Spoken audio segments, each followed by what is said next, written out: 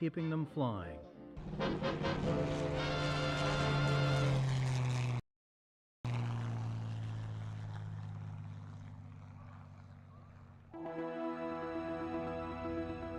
We are in awe of what they can do, and we're eternally grateful for what they have done. In reality, they are inanimate machines with neither souls nor personalities. Yet, something happens when they roar to life. Numerical designations on blueprints and spreadsheets somehow become Mustangs. Flying fortresses.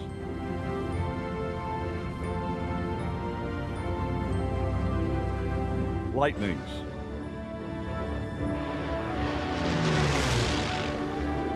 Jugs.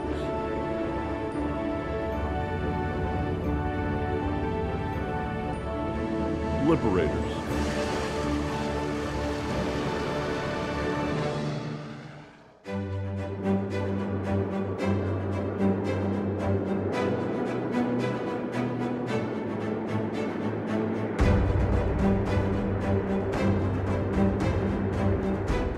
The idea for a club focused on warbirds was first tossed around at the Reno Air Races in 1964.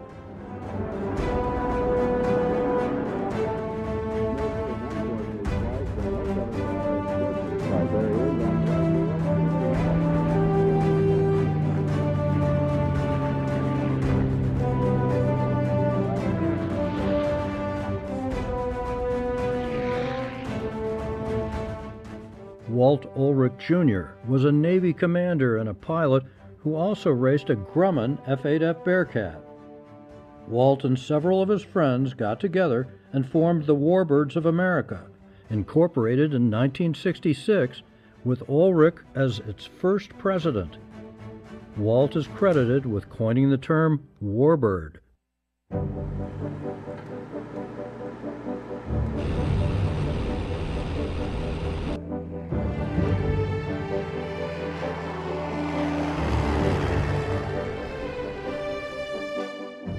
Walt Ulrich caught the aviation bug early in life.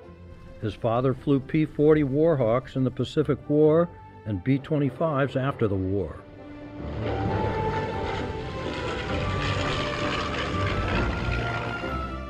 Back home, Walt's father bought a surplus PT-17 Stearman biplane and taught Walt to fly.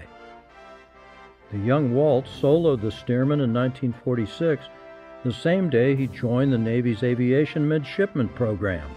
In the Navy, he served as a combat pilot, flight instructor, test pilot, and squadron commander, and flew many of the Navy's trainers and frontline combat aircraft.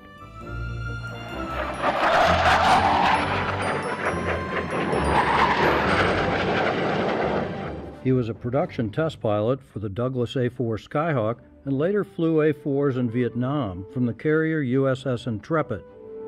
Later during the Vietnam War, he commanded a Skyhawk squadron aboard the USS Shangri-La. He finished his 33-year Navy career as a captain and as commander of the Nuclear Weapons Training Group Atlantic. His awards include 5 Air Medals, a Navy Commendation Medal, a Meritorious Service Medal, and the Distinguished Flying Cross. Every man needs a hobby, and while Walt was actively serving the Navy, he got his hands on a war surplus Bearcat and was one of 7 pilots to fly in the very first Reno Air Races in 1964. He raced that Bearcat until 1971 and served on the Reno Air Races Contest Committee for nearly 20 years.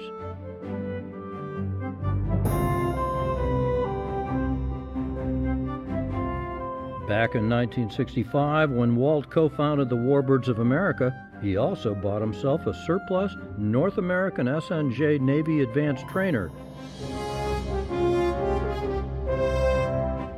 Walt first flew SNJs at Pensacola, Florida during his Navy flight training.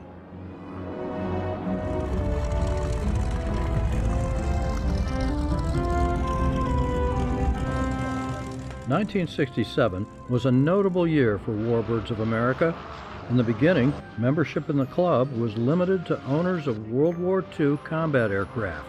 Still, membership grew quickly thanks to the efforts of its founders. In 1967, the club expanded to include the SNJ and its Army Air Force's cousin, the T6 Texan, and membership swelled. In 1967, the Warbirds of America became a division of EAA. And in 1967, Walt Ulrich got assigned to a combat tour in Vietnam, and Pete Bruscia, one of the Warbirds' regional presidents, stepped up to head the organization. In the years that followed, more aircraft types were surplused by the military, and more historic warbirds were recovered from all over the world and made flyable again.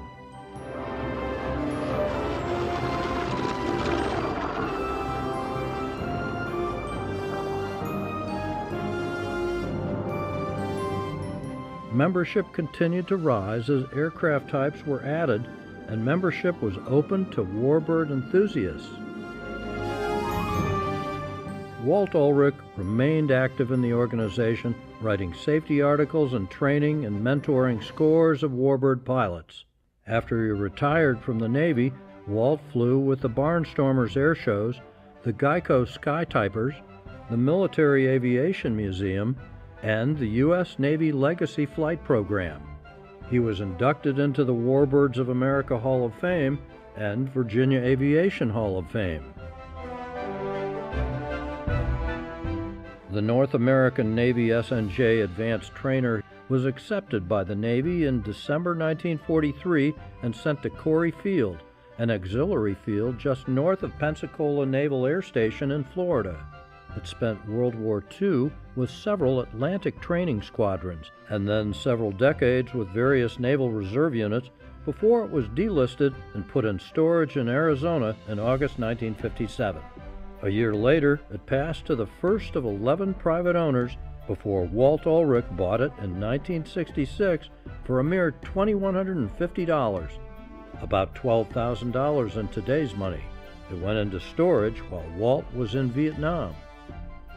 502 was the Modex number of Walt's A4 Skyhawk in Vietnam, and when he returned home, he re-registered the SNJ as November 502 and painted it in the legacy Navy scheme we see today. Over the years, 502 became the best-known SNJ in the country, appearing at air shows and aviation events nationwide. In 2006, as Walt was preparing to hang up his wings, he sold 502 to John Mazza, nicknamed Pappy, Walt's friend and fellow pilot in the Military Aviation Museum. Walt Ulrich passed away, went west, as aviators say, in 2014. As a tribute to his mentor, colleague, and friend, Pappy vowed to preserve 502's famous paint scheme for another 50 years.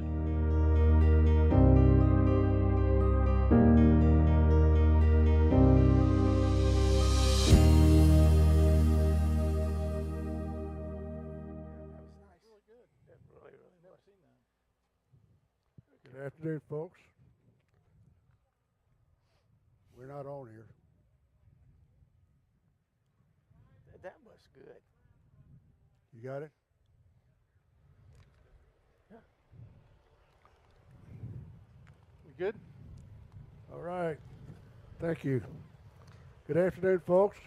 Welcome to Warbirds in Review for this afternoon.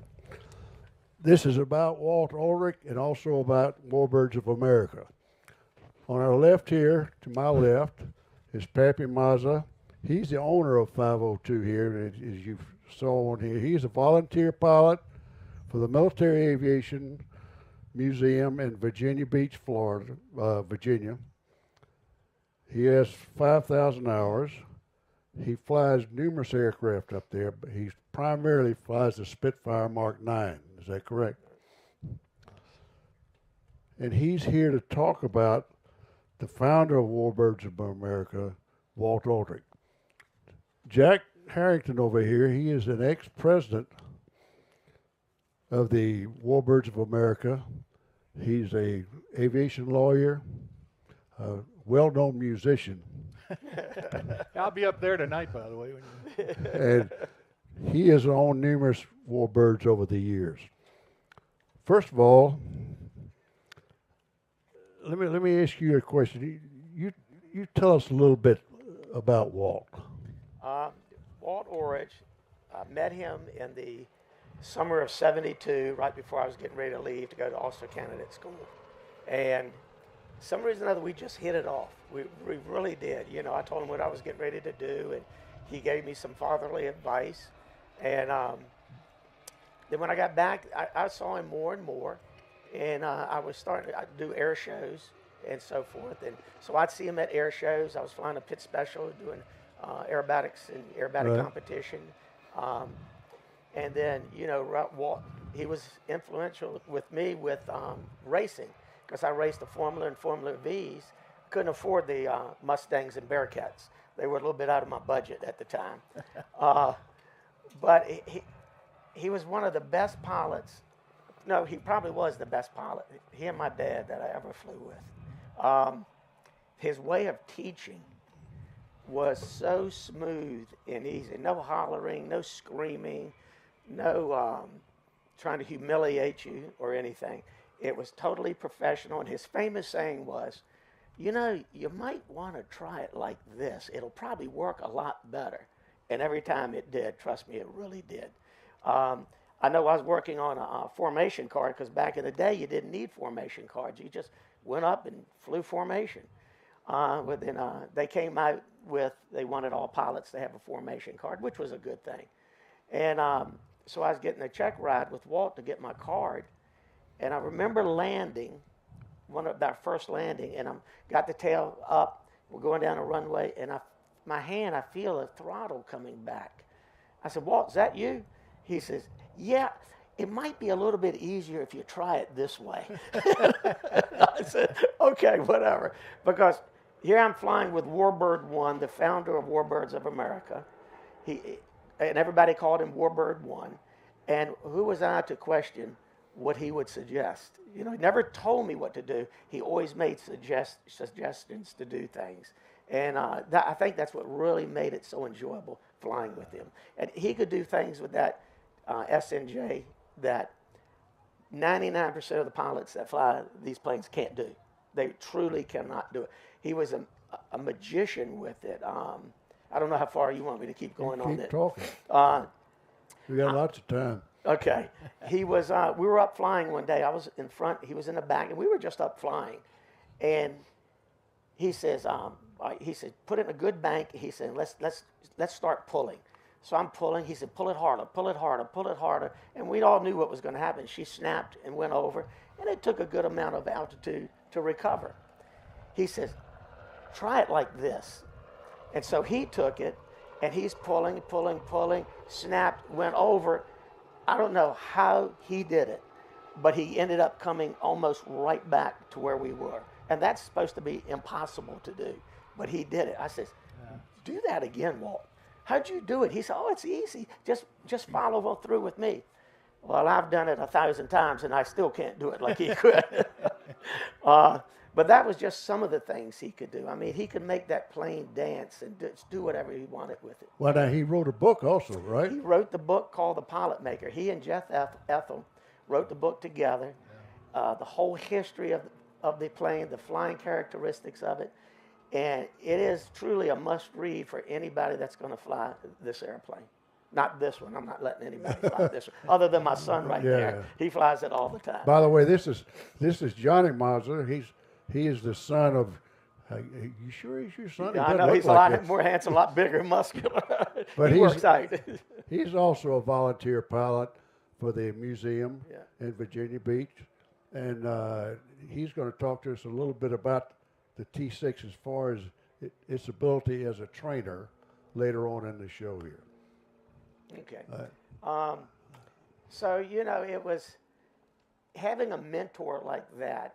My dad flew L-4s in World War II, and my dad and I would fly, I can't tell you how much. It was almost like every day. We had a grass runway there at our home after the war. my dad retired with a medical injury from World War II. He bought a little air coupe. He loved the air coupe. He went into Macy's department store in the 40s, late 40s, and there in the department store in New York City was an air coupe. And he just fell in love with it. It doesn't have rudder pedals or anything, so he ended up buying one, and that's what I learned to fly in, a little air coupe. And at 5 years old, I could start it, taxi it, take it off, land it, because it didn't have rudder pedals. I just needed a lot of cushions to sit on so I could see over the instrument panel. Had That a must have been handbrake. something to be trained to use rudder pedals later on. Yeah, and the next step, rudder pedals, that was easy. Well, if you don't know how to use rudder pedals, you don't want to fly this airplane. Yeah, no. You've got to learn how to use your feet with planes like this. And it was a pleasure. You know, we talked earlier. We've got, a lot of good T6 pilots out there. And the ones that are really good had mentors like Walt. Nowadays you can be an instructor pilot, go get your tailwheel endorsement, and you can fly a T6. And if you're an instructor pilot, you can instruct in it. And that's probably the most dangerous thing in the world, flying this airplane. This airplane, sometimes you will do 100 landings and it's like a cub. And then you do one landing and it slaps you because it knows you're getting a little too cocky. It's got to gut you. Down at the museum one day, Obie O'Brien, who was actually Walt's best friend, Obie flew in the Navy as well. He was also a SNJ instructor at Pensacola. He's walking in one day, and he'd been up flying the SNJ. He flew the Corsair. We called him the Corsair guy because he had so much time, and he flew it in Korea and so forth. And I said, Obie, how was the flight? He said, she tried to kill me. I said, what? He said, yeah, she decided to depart off the runway. It was everything I could do to stop her. And I'm thinking, here's a guy with all these hours, went to Pensacola, trained students in Pensacola, flew Corsair, and he had a hard time with an SNJ. I don't stand a damn chance with this thing, So anyway, that's pretty much, about Walt.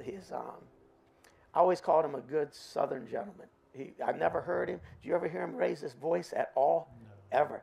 And he was always smiling and happy. Of course, he could fly all the airplanes he wanted to, so I guess that would make you smile all the time as well.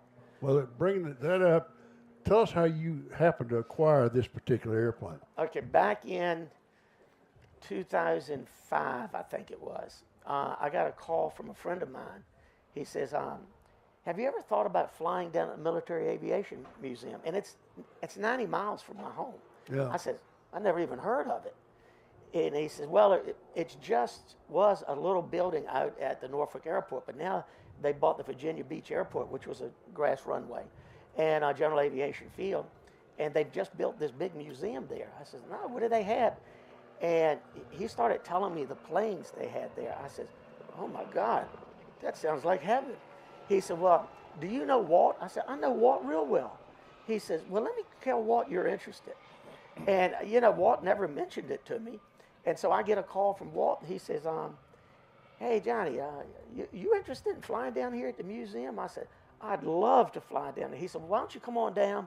We've got a little air show this weekend, and you can go around and take a look. So I did, and he invited me to a interview. It was he, Ray Scott, and Don Anklin, the chief pilot at the time. And my interview didn't go well, not at all. Don asked me, he says, how much tailwheel time do you have? And I think I had, God, I don't know, a couple, 3,000 hours of tailwheel time. He says, and what? I says, pit specials. And I went through the whole list. He said, any T6 time? I says, yeah, I got about 18 hours that I was able to get while I was in college. He says, what'd you think of flying it? And I says, it was like a big cub. Woo, that was the wrong thing to say right there. I had him look at me. He says, I don't think you've ever flown one. I said, I have. I'll have to disagree with you. So we ended the conversation, and I get a call a couple of days later from Ray Scott. He said, Johnny, Walt and I want you to fly here. You just need some more heavy tailwheel time. And I said, okay, then I want to fly there. I'm going to go buy a T6. And he says, what? I said, I'm going to go buy a T6. I don't care what it takes. So I'm at a pilot meeting, and I don't know if Rick's in here or not. You in here, Rick? Anywhere?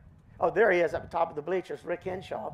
We're at the meeting together, and I was telling him I was looking for a T6 or SNJ. And Rick says, I always wanted one of those. You want a partner? I says, love to have a partner, you know. And then another buddy who was standing next to him says, if you need a third one, I'll do it. And so we all agreed. We all put in the money, equal money, and we hadn't put the money in yet. So I'm going on looking for them. And I called Walt, and I says, Walt, you know anybody's got one for sale? He says, no, I really don't. So I looked for about a month, went to Florida and looked at one, went all over. And out of the blue, Walt calls me. He says, Johnny, you still looking for a T6 or SNJ? I says, yeah. He says, want to buy mine? I went, yeah, we'll buy it. It's sold. He says, you don't even know what I want for it. I said, I don't care. You're the most honorable man like my dad. Whatever the price will be, I know it'll be fair. He says, well, I want to put a new annual inspection on it. I want to put a new battery in it for you, so, you know, everything is tip-top on it. And he says, give Don a call and talk to him about what he thinks is a fair price. So I called Don, and Don said, what do you think? I said, Don, you tell me. And he did, and I'll say, he said, how about $140,000? I said, sold. I told Walt a couple of weeks ago it was sold. We'll buy it. And he said, all right, well, I'm going to do the annual. Give me a couple of weeks, and we'll have it ready. So, funny story. I called Rick. I said, we bought a SNJ. He said, where? I said, we bought Walt Ulrich's. He says, you're kidding. Well, that wasn't exactly what he said. But in a roundabout way, it was, you're kidding me.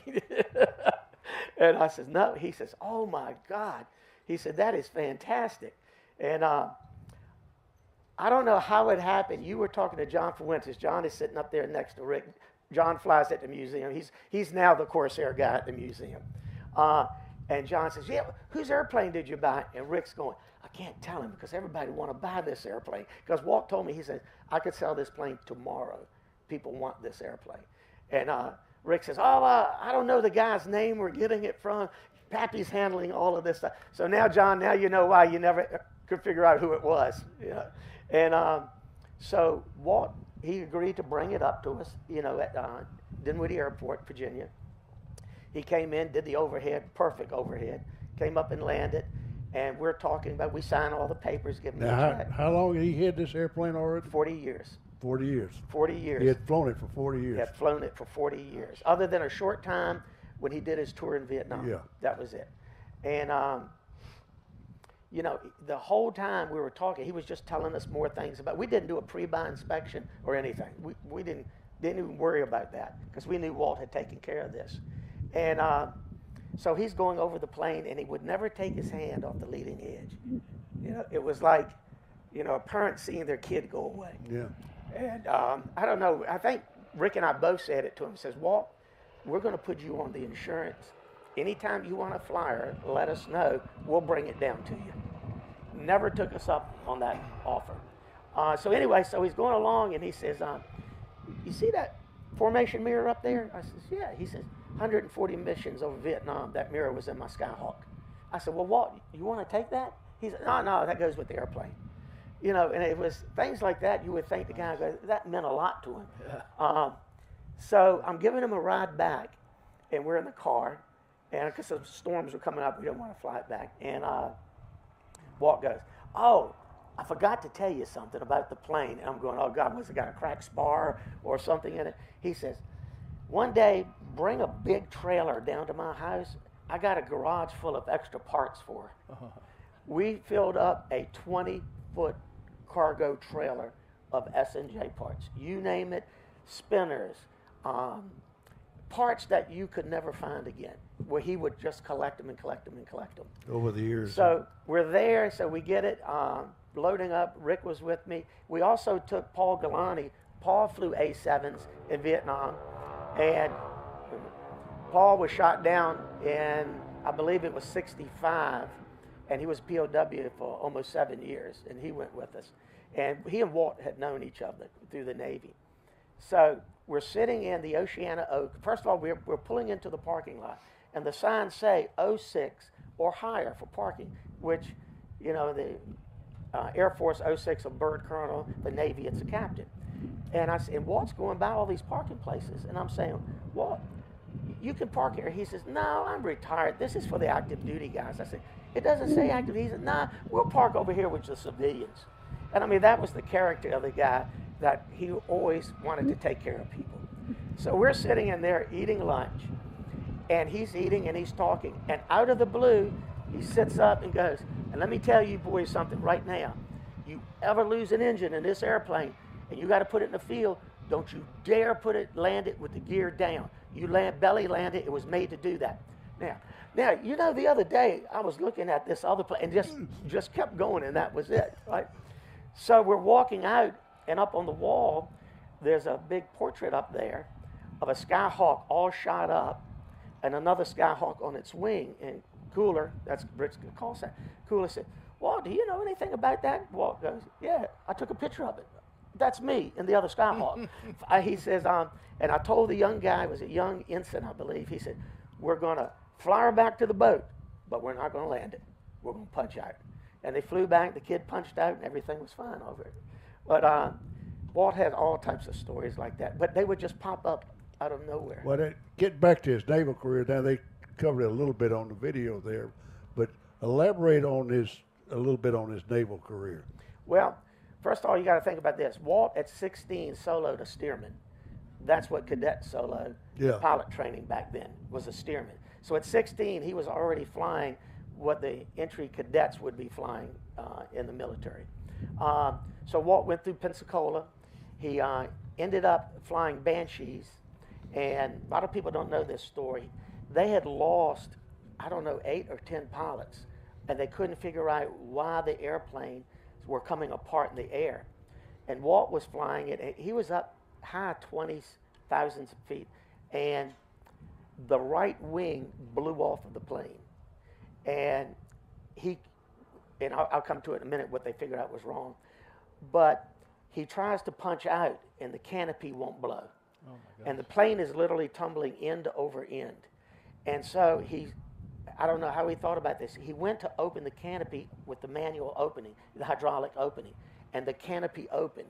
And now he punched out. And when he punched out, they were going so fast, I mean, it broke him up pretty bad. He landed in the water, inflated his life raft. He said it took him forever because his arms were banged up. I think he even had a broken arm. He had done something to his lungs, had partial brain damage from the catastrophic, ejection that he was going on. And so he was in a hospital for 6 months during recovery. Made it back, made a full recovery. Went on from there, still flying in the Navy. Ended up, his last plane he flew was the Skyhawk. He loved it. As they called the scooter. He said it's a little hot rod, And along the way, while most naval pilots only want to fly the jets, here's Walt driving all over the country, saving World War II airplanes. I mean, he saved Bearcats and Corsairs, and it's a list of these planes that are now in museums around the country that are flying again because of him. There's a friend of ours that was a petty officer that always hung around with Walt because this guy, he was a mechanic down there, was big into World War II airplanes. And he said it would be nothing to be riding around on base. Walt had a convertible with a propeller sticking up out of the back where the Navy had it and it was surplus. And they just said, take it, we don't need it. And he would just get all these parts for these things and kept collecting them and building planes. And I mean, his whole life was dedicated to aviation. Well, now, did he, when he went to Reno for that first race, was he in the Navy then? Oh, yeah. Yeah, he raced while he was in the Navy. Okay, so that he had the Bearcat. Where did he get the Bearcat? I don't know who he bought that from, but think about this. He was a lieutenant in the Navy, and he buys a Bearcat. Usually a lieutenant in the Navy back then was just happy to buy groceries. And here he goes out, and, of course, they weren't very much. I have a 1964 Trader Plane magazine, and Mustangs were going for $500 in the crate, brand new. Tri-Pacers were going for $4,000. So you could get a P-51 for $500, but a Tri-Pacer or a little air coupe was $4,000. So it was, things have kind of flipped now. But yeah, even then, he still stayed into flying piston engine, and he raced that Bearcat. He raced this in, I think it was 67 or 68, qualified at 171 miles an hour, and which is really That's a rolling lot, yeah. for that plane. And he always told me, he says, you're going to fly this plane, and you're going to find that most T6s have to have a little bit more power to keep up with you. And we experienced that coming up here. We went up to 10.5, and my son goes, Dad, I don't have more throttle left. I'm wide open. And so I said, well, I'll back off some. So I backed off of it. But they did something about the wing. I don't know how, the angle or what. And he says, you're always going to be faster in this airplane. And it was. I don't know. He never would tell me what he did. I don't know whether it was not legal or what, but he did it. But yeah, he continued to fly. This was actually, it didn't have a race number. So they always called it race number 50 because of the 502. Mm-hmm. And so that's what it was always, because he did not want to pay a race number on it. And he raced it a number of times. Well, that's, speaking of 502, why is it 502? It was 502. You probably didn't catch it, but in the video, when he was standing, you caught it. Okay. You saw when he was in his Skyhawk, the number on his Skyhawk was 502. So when he came back, he wanted that same number on his SNJ. And so he filed for that number and got it. And so that's why we're 502. All right. Jack, give us a little history of the Warbirds of America. It's interesting how what we see today came together, and it all started back in those days with Walt. He had called it Warbirds of America, organization based in California. And back then he was flying, relative to the Warbirds of America activities, a P-51 Mustang. In fact, P-51 Mustang was the choice of the Warbirds of America. Yeah. Years and years ago, one of our original directors, John Baugh, a lot of you know, yeah, we got a lot of friends out there for John. Our briefing building, of course, named after John. John showed up his first year here in a Stearman, and he comes taxiing down. Of course, this was long ago, and comes taxiing down in this Stearman, and they basically told him to go away, to take that down to Antique and Classic and come back when he had a P-51 Mustang. Well, if you know John Baugh, guess what? The next year, John Baugh was back in a P-51 Mustang. And, of course, Miss Coronado, I think, was John's airplane, if I'm not mistaken. So, but back in the 60s, Walt got in touch with Jerry Walburn. Jerry was a P-51 pilot himself, owned one. In fact, these things that I'm talking about, you can go back to the December of 2021 and the January, February of 2022, and there's an article that Jerry Walburn had dictated, which I edited and wrote, and that's where this information comes from. So you can go back in the magazine and you can read a little bit more detail there, and we've put these on our website as well.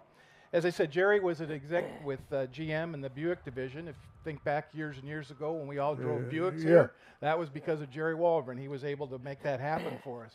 So Jerry was involved with Warbirds of America here in the Midwest, and he was bringing a good number of P-51 Mustangs to Rockford, which is where this event was in years past, of course. Paul really wanted, of course, Paul was a member of the Guard, he really wanted to get Warbirds involved in EAA. In fact, so much to the point, and what he did for us, we call him, if you look in the magazine, Distinguished Warbird Leader. Walt is Warbird 1, and Paul is Distinguished Warbird Leader. And he was quite pleased when we gave him that title. But a lot of the EAA members said, why do you want these Warbirds? We're a popular mechanics home builder type of an organization. And Paul said, we need to diversify. We need to bring more general aviation into EAA, and of course that vision all those decades ago, just look around you, you can see that obviously that did happen. So Walt was very, very much involved with Warbird owners out west, Arizona, California, Texas. He brought a large group of those P-51 drivers to Rockford. Jerry brought the Midwest contingency, and all of a sudden there was a nucleus out there of people getting to be a pretty good sized group. Walt was very smart. I'm interested you talk about the parts in that, because one of the things that Walt realized that if they were going to keep these airplanes flying, they needed parts, they needed manuals, they needed to know all about the airplane. They needed to make sure that the people flying them could fly them safely, had the proper manuals and training. And that was very insightful of him to do that, because that was part of the impetus for bringing together the Warbirds of America organization so the pilots could take care of those resources. As we said, Walt was called on active duty, and at that point there was another group out there, Bob Hoover. Some of you might have heard of Bob Hoover. Bob was running an organization called the Mustang Pilot Society. So the California contingent of Warbirds, the Midwestern, and then Bob's organization, all of those came together to become Warbirds of America. And again, Rockford was their meeting place. Paul really felt it would be necessary, if Warbirds were to have success, to have a home. And at that time, Paul had the EAA organization over in Hales Corners, Wisconsin, had a small museum over time that grew before they came here. So Paul offered to open up EAA to the Warbirds of America, and they realized, that Warbirds of America, that it made a lot of sense. EAA had a staff, they had print facilities, they could carry out Walt's vision of wanting to get information out to Mustang pilots in the community. And so they eventually organized the corporation here in Wisconsin, and still today is obviously a big part of what we do is the resources and the backup of Warbird aviation. Warbird aviation is not easy. There are a lot of people in governmental positions that do not think that civilians should be flying these airplanes. And of course, in response to that, this is why we have the training, and this is why we have NATA and organizations like that, so that we can bring these resources together and allow for the safe operations. Because as we always talk about the ice cream parlor event out there in California. I think it was a jet, wasn't it? F-86. And that the F-86, and that really threatened the entire Warbird movement. We almost lost it, but because Paul had built such credibility with the FAA in Washington, D.C., initially starting from the home builder side, he was able to step up for us and really helped save the operation. Back then, the FAA came up with a new category, the limited category, because these weren't civilian airplanes. Cessna wasn't making them. They were made by North American Aviation for the military. And the limited, it allowed us to fly the airplanes day, night, VFR. You could do instruction. You could basically fly it like a production aircraft, but not for compensation and hire. That limitation even exists today.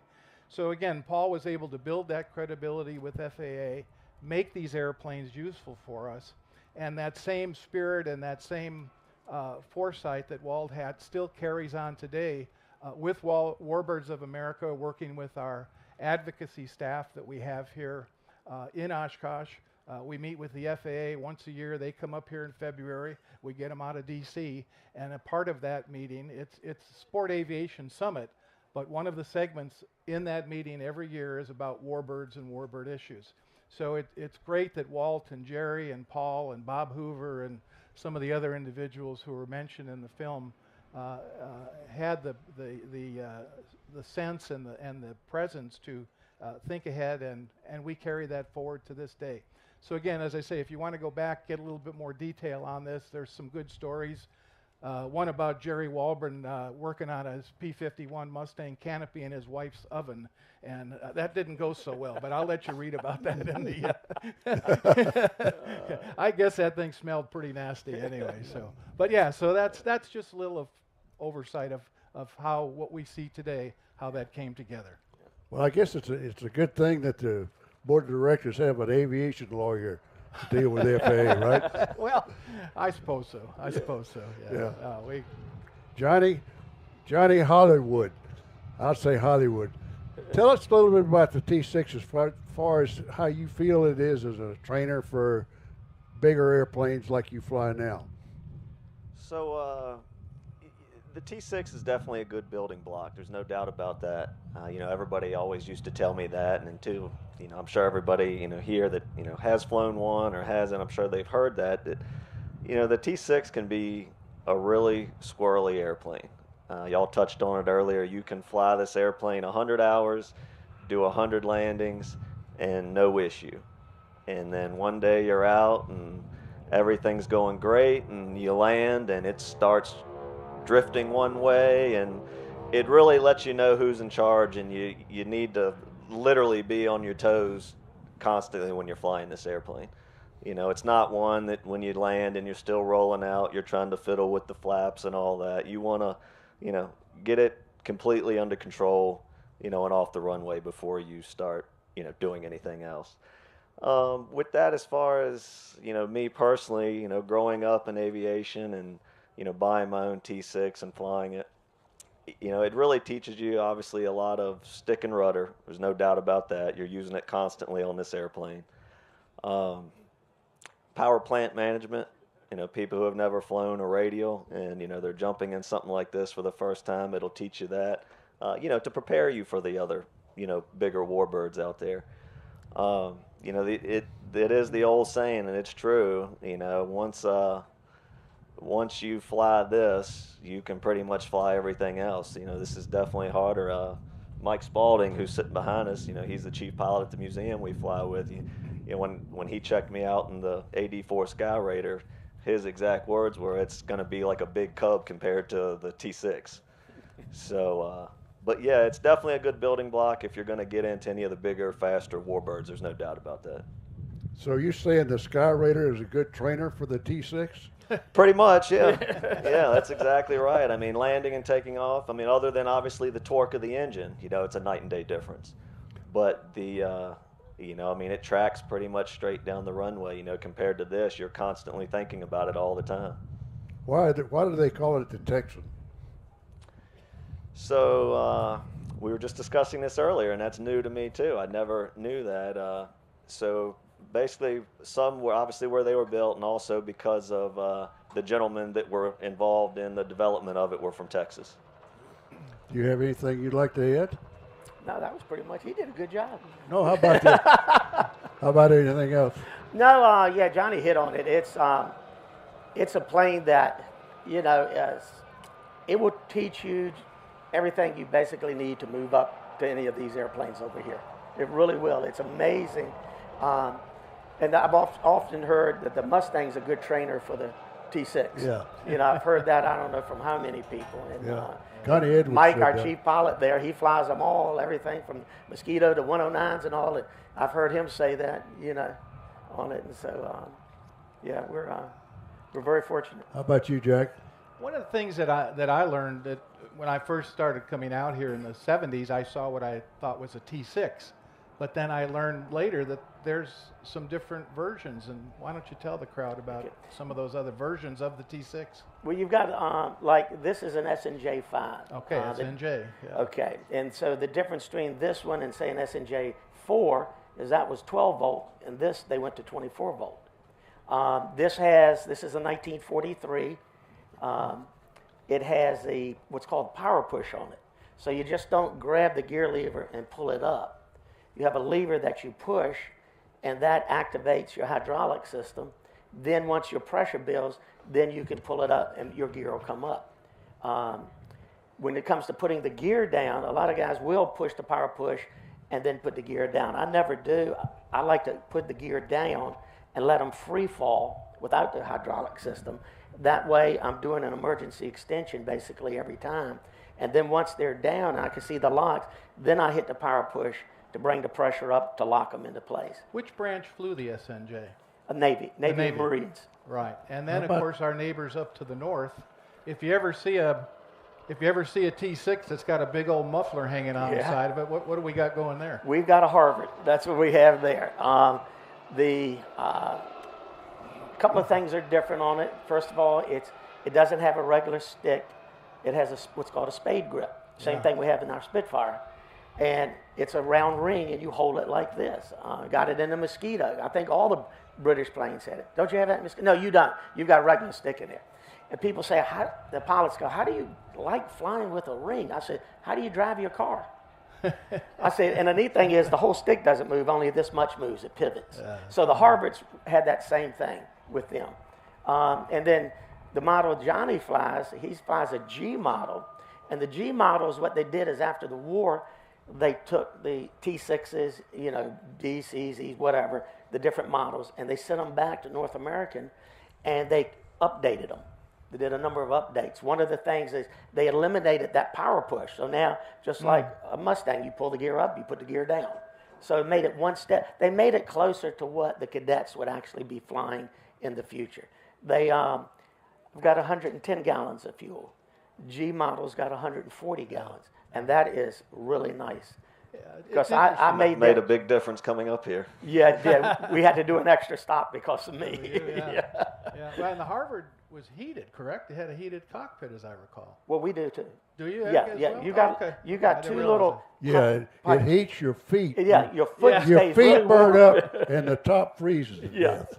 And you look at that beautiful blue flame coming out of the. Oh, yeah. Oh, if I could just get night, some of that heat inside here, right? At night, you look at that and you see it and say, "God, am I on fire?"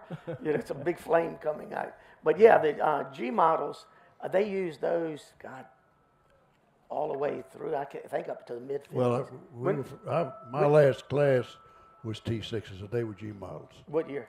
1954. Okay, so right after Korea. It's pretty much when they switched over. Yeah. And they went to the T-34. They went to the T-34. They were disappointed that they went to the T-34 because any idiot could fly a T-34. We hope there's no T-34 pilots here. The guys would get out of the T-34, and the ones that went to multi-engine B-25s, they couldn't fly. So the Air Force didn't keep the T-34 very long. But that's another story. Anyway. So those are the main differences in the planes. I wouldn't. Oh, one other thing I got to say about Walt and this airplane. One of the agreements he made with me, he says, "I'm counting on you to keep your word." I says, "What is it?" He says, "You will never sell this airplane." Oh. He said, "I don't want anybody else getting this thing. I don't want it to be junked up. I know you and your boys will take care of it, but don't you ever sell it." And I guess it was. And I said, "No, Walt." I said, "It'll go to my son." I guess Johnny was really grinning when he heard that. that. Yeah, he did like that idea. But he went out and bought his own T6. And then it was, I don't know, Rick, 6-7 years later after we bought it, Rick was trying to work on his formation card, and I'm always flying the plane. And he needed a plane to fly. And we had a great partnership. Our partnership was this. We will never lose our friendship over an airplane, and we never did. And Rick says, I'm gonna buy my own. I want you to buy me out. I said, all right, we're still friends. Hell yeah, we're friends. And the other partner, Charlie Lamb, says, yeah, I want to get out of it too, because he never flew it. He's the best partner in the world. Never flew it, paid us every month. Couldn't beat that guy. So Rick got his, he's got it here, beautiful, painted Marine Corps colors. And I bought it. And prior to them me buying them out, we had her painted. And so we didn't say anything to Walt. So when we got it painted, we brought it back. And I called Walt. I said, "Walt, what are you doing today?" He says, "I'm thinking of going to a museum." I said, "Great, I'm out here. I want you to see 502. I just got it painted." And you could hear silence, like, "What?" I says, "Come on out, you'll love this new paint scheme." So when we were getting it painted, the guy says, "You want me to Bondo any dents?" I said, "Nope, you don't touch it. You paint it identical, not even an eighth of an inch off, identical. The dents were in here when it came, they stay in here." So I literally had a blindfold on Walt, walking him out to the plane. I said, "All right, take it off." And he took it off. His eyes actually watered. He says, "You kept Peaches." He always called it Peaches. The original paint job, he had Peaches on it way back. And I said, "Yeah, Walt, do you think we would change it? You would kill us if we changed that paint scheme." Now, he did get mad at us one time, not really mad. He came out. I said, "Walt, look, we put red disc brakes on it." He said, "Why? I gave you like 20 sets of brake shoes, but they were from 1943. They were all dry rotted and no good anymore, so we certainly couldn't use those." Right. But yeah, he was really thrilled with us keeping it, and that would be a dishonor to Walt and to that airplane had we ever changed the color of it. Because y'all saw in the videos, that's going way back to the 60s. Yeah. It looks identical to how it does right now. Except it's shiny. Yeah, except it's shiny. We did have a clear coat put on it. We wanted it to look new, as long as possible. So. Well, thanks for doing that, and I know Walt. Oh God, yeah. He'd be so happy to to see this He's watching today. right now. He's watching? Yeah, he told me, you better not screw this up. There you go. He was a real gentleman. In 2014, Walt passed away. Walt went west. And they had him cremated, so it took about a month. And we went out and we did the missing man. And I was flying S3 in 502. Cooler was in the back seat because he had been a partner in it. And my son, you were flying, I think, 2 or 4. And Jackie Dankos was flying, I think, Will Loving's airplane at the time. And Chappie, he was up as a photo shoot, and they did photos and so forth. Well, you did the pull, right? I did the pull. Well, in with that smoke. video, it doesn't show you doing the pull. Yeah. That video shows you being the lead. That might have been when we did a lead change up there. Yeah. Yeah. But I did the pull, and as I pulled, I turned smoke on. Okay. Yeah. Yeah. That could have been, that may not have been the actual funeral. Well, Yeah, but anyway, yeah. I noticed it. Yeah, but that you pulled. didn't do the Yeah, pull. we had to do the pull with this. Right. Oh, and a funny story. We're going out to the hold for the flyover, the missing man, and the wind was beating us. I mean, we were all over the place, and I'm going, what the hell? I can't keep this thing on station. And I said, this wind. And Cooler goes, it's not the wind, it's Walt screwing with you. And I swear, did it not like just calm right down after he said that? Walt said, okay, they know I'm doing this. Good, good. So anyway. Well, I want to thank all of you folks for coming with us today. Thank you very much. And good luck with 502. I appreciate y'all having us too. I know Walt does. You sure it's not for sale, Never. Never. I'm dead serious. If you offered me $1 million, I would not take it. I would not take huh? it. Good. People go, yeah, you would. No, I would not. Yeah. Would not. Could never replace that. So, Do you have any questions for anybody? anyway. Okay, well, thanks a lot. We really appreciate you showing up. Thank you Thank very you. much. Thanks. Remember, we're here for the rest of the week at 10 o'clock and at 1 o'clock. All right. For the schedule, you can see it on the board.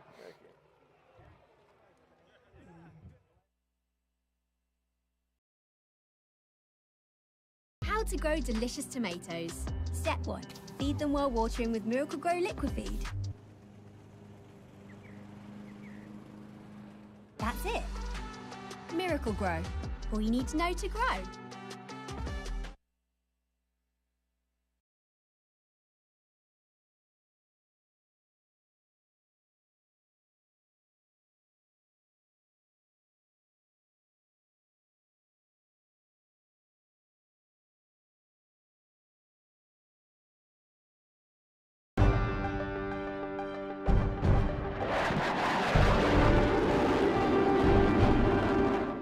I guess I was fairly apprehensive the whole time that I was flying in combat. And I guess there's good reason to feel that way. I'm there to cause a lot of damage and a lot of harm, and therefore they would like to damage me. And I was 25 years old at that time.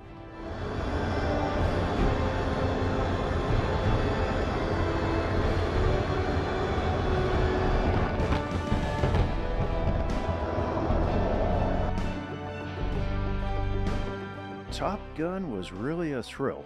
I must have done well in actual combat because at the time I was just a lieutenant junior grade, which is a first lieutenant in the Air Force. And so I may have been the very first lieutenant junior grade to go through Top Gun.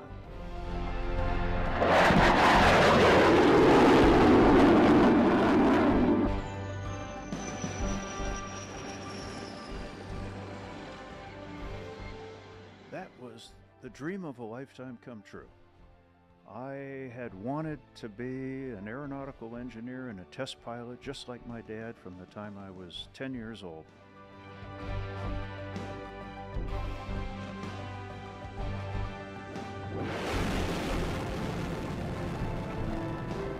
STS-27 was my third launch, and it was only the second launch after the Challenger accident.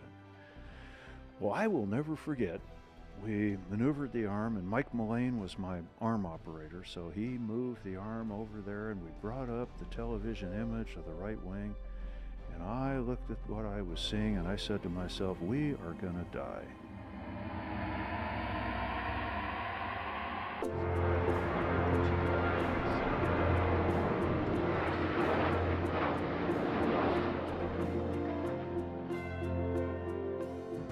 To be an airline pilot, there was mandatory age 60 retirement. I was a NASA astronaut until I was 50 years old. And so I looked at the situation, and I had known a number of Southwest airline pilots. And they were just like me. They were flying because they loved to fly.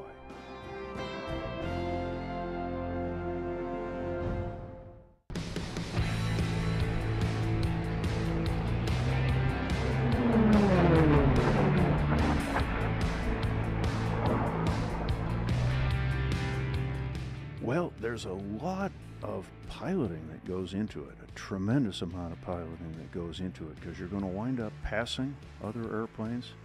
You're going to get in a duel with another airplane that's fairly closely matched. So there's a ton of satisfaction from doing that. And hey, let's just talk about the racing itself. It's fun to fly low, but it's dangerous.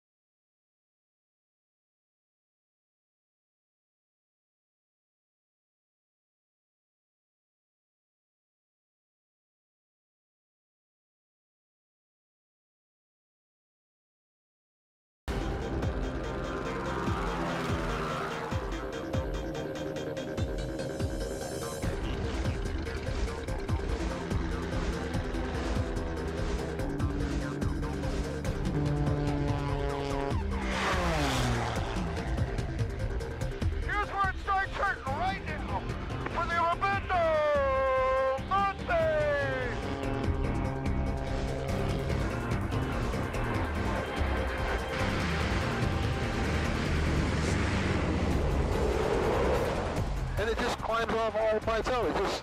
It does it itself. Okay? Yeah, you're right there with me though.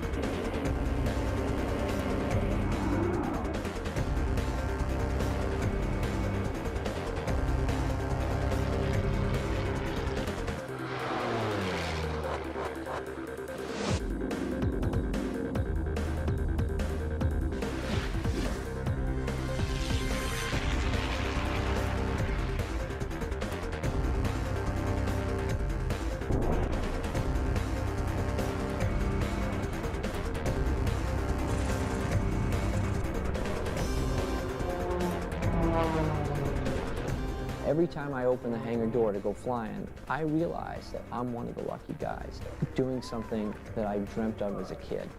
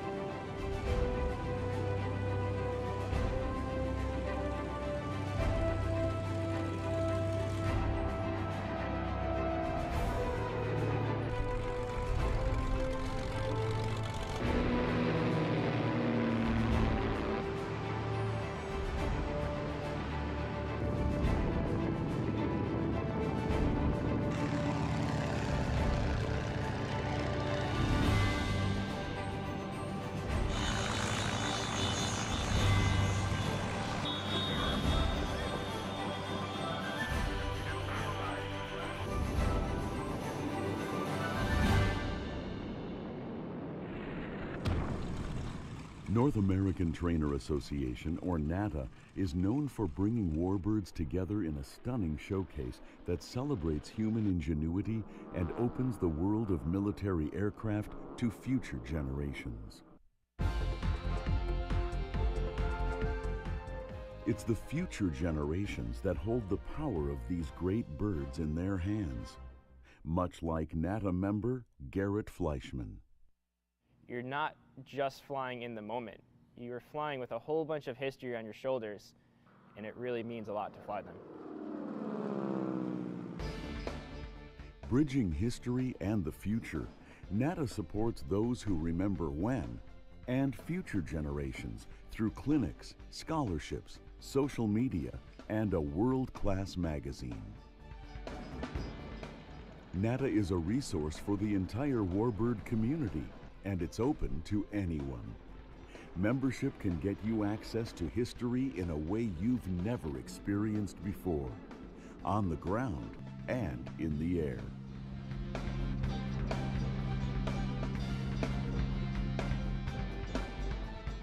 Without NATA's help through scholarships and regional clinics, the best and the brightest of aviation's future wouldn't have the opportunities they need to soar. I myself do not own a T6, I do not have the resources to fly in big formation flights on my own, but joining an organization like NATA allows me to do this just because I'm motivated and eager to learn.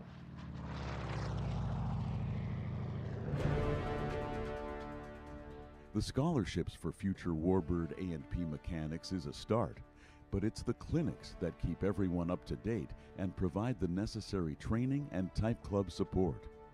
And to keep the momentum going, there will be even more regional clinics and events in the future.